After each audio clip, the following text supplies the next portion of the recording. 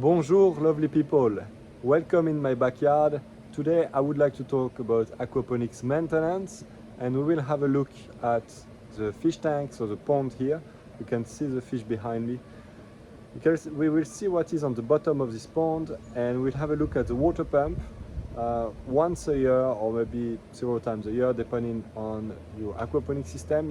You want to check that you don't have too much sedimentation on the bottom of the tank. You want to make sure there is no mud, and depending on the water pump you are working with, you may want to give it a clean. So let's go and let's have a look. So here in this case we are just under a big gum tree just above. You can see this big gum tree. Of course there are leaves, and the leaves fall into the water, so they float for a while, so you can get them when they are on the surface, but most of them will sink after a while, and they will basically fall on the bottom of the tank. Some of them will be absorbed by the water pump, but most of them will stay there and they will slowly break down, but it's better to remove them if you can. So here we are. So you can see probably the fish underneath, and here you see all those leaves on the surface. So sometimes the time it's like a swimming pool, yeah? You have to just skim the leaves if you can, but it's not a drama if you don't, right? The leaves will just fall down and you will pick them from the bottom.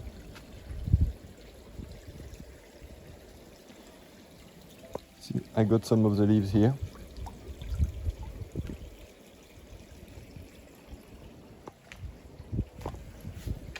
I put them on the side. So now I will try to go a bit deeper. We need to have a look at this water pump as well. So let's see if I can get the pipe of the water pump, because when I dove recently I moved it, so I should be able to get it. So what I am using here is a very deep net.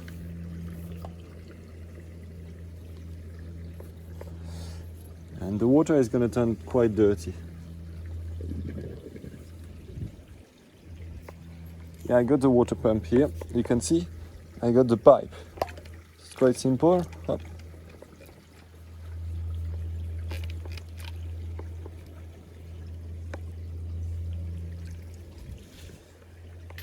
Now I have the pipe, I just pull it.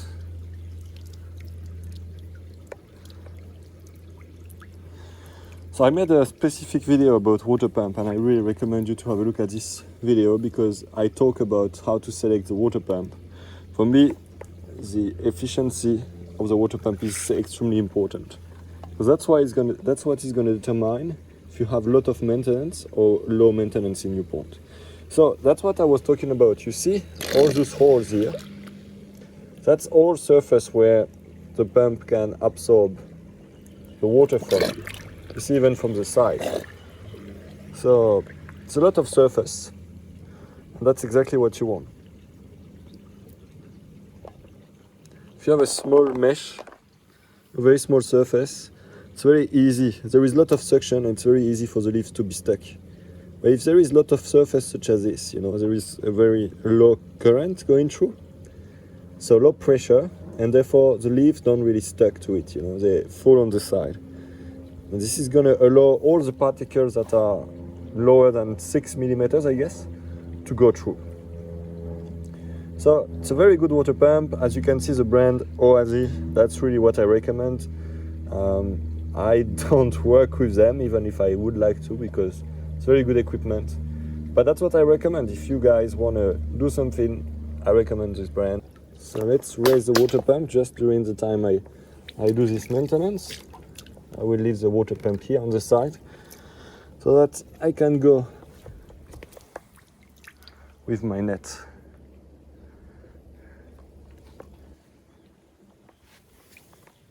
Here we are. Now we are on the bottom. By the way, you see the height of the pond?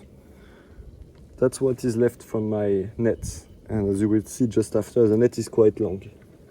It's way longer than I.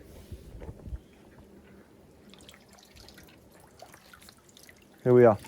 That's the type of material I'm talking about, you see? So it's basically leaves that are on the bottom of the pond. That's a type of material that I want to remove. I mean, if you leave it in, it's not a big issue, but it's better to leave the bottom clean. And you know, I put it here, I just planted a few plants. So I put it here and it just adds to the mulch. Oh, sorry, you are shaking. It just adds to the mulch and it adds some elements, kind of nutrients for those plants. So here, carbons, of course, because, you know, leaves, it's a lot of carbons. But it's also some nitrogen if there is some mud or fish waste. So I go down again and continue. Oh, I think I got a fish as well. I had a fish, so it was not good. Here we are. You see all this material? It's a lot. Oh, there is even some ginger here. I guess it's ginger. It looks like it. And sometimes when you do this, it doesn't smell good. It's because it turned anaerobic. So here it doesn't smell much because there is not much of a layer. And it's mostly leaves. But if you have some real mud, it's gonna smell. It may smell really bad, actually.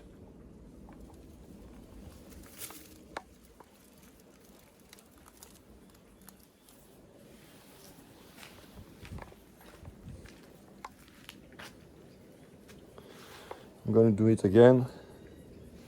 So you see, you do this maybe, I mean, it depends on the pond you have. You may have to do it once every 6 months or a year, I don't know. It's really up to you at the end of the day. You see, there is not much, huh? A little bit on the bottom, but it's not crazy. So for this, the more fish you have and the less you will harvest on the bottom. Because the fish, they create some current and they move the particles in sedimentation.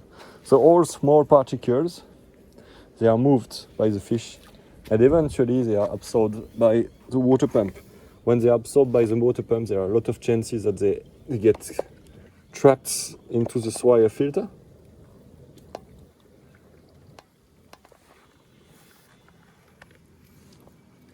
Here I have a few.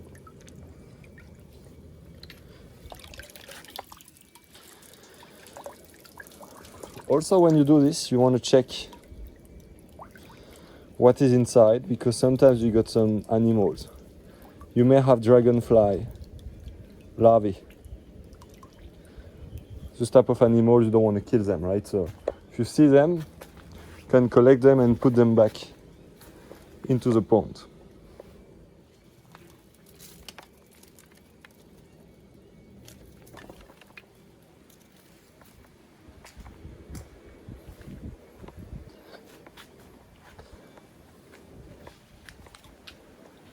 In terms of maintenance, that's pretty much it, right?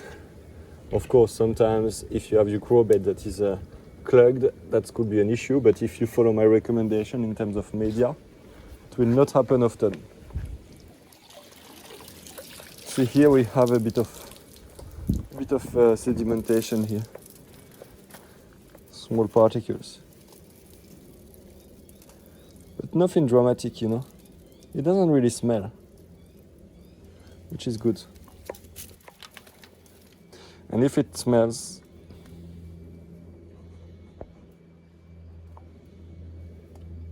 it means it was really time to do it. And you do it maybe quite often. You should do it quite more regularly.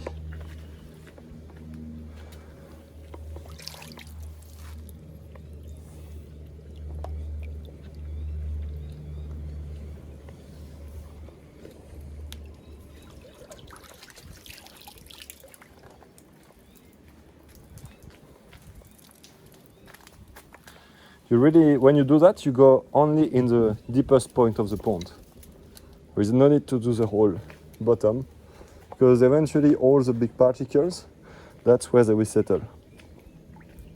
So some people buy some expensive filters and they put some system on the bottom of the pond but honestly, I don't think it really makes sense. You know, the design of a pond can be very simple, of an aquaponic system can be very simple, and the maintenance, what I am doing here, see, it's gonna take me like 5 to 10 minutes to do that. And it's very easy, and you can use it. You use this, you know, you don't waste it. You use it, you put it on top of the mulch around your plants, and it's gonna add some nutrients to your existing plants. So there is no waste. And that's it.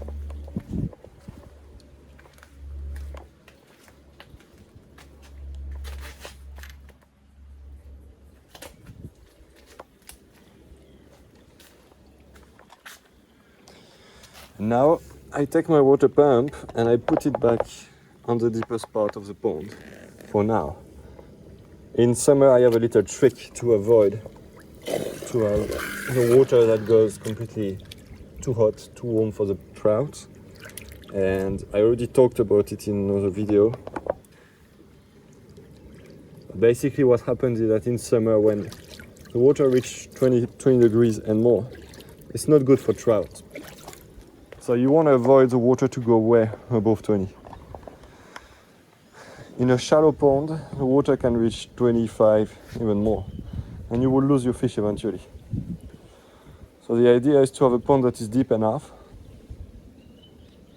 and when it's very warm, you raise the water pump. You know, now it's on the very bottom, you can raise it on the side. If you raise the water pump on the side, the hot, warm water will stay on the surface. It will circulate. It will be absorbed on the surface and raised to the grow beds, and come back and always stay on the surface. Which means on the very bottom, you have an area, you're at least 1 meter that is going to be significantly colder. That's where the fish will be able to remain if they want to stay on a cool area, in a cool area. So, you don't do this too often, right? Because, of course, most of the time you want the water pump to be on the deepest point. That's where it's going to be absorbed. It's going to be able to absorb all the particles, that are into the water. But sometimes you can raise it if it's very warm.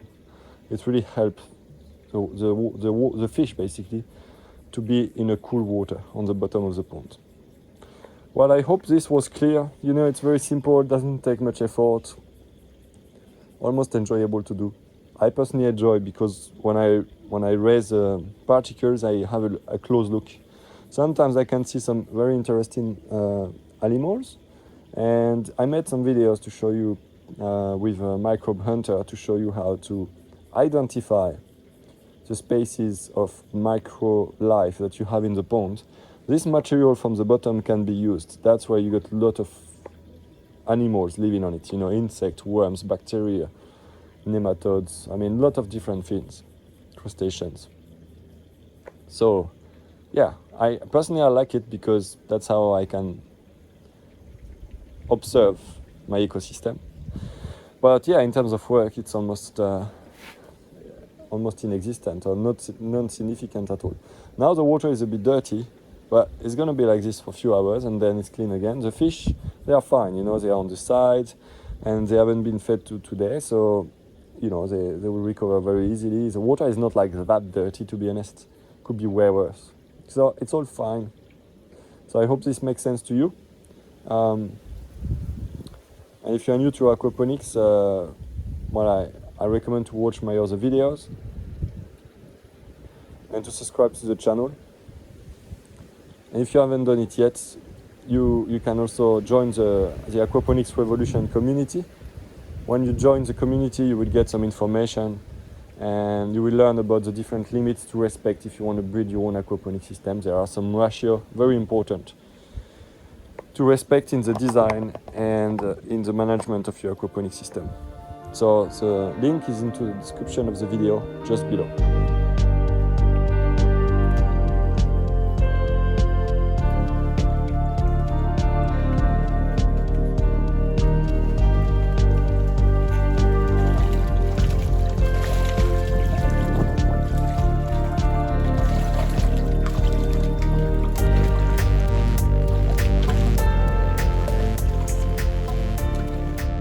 I see you in the next video. Salut!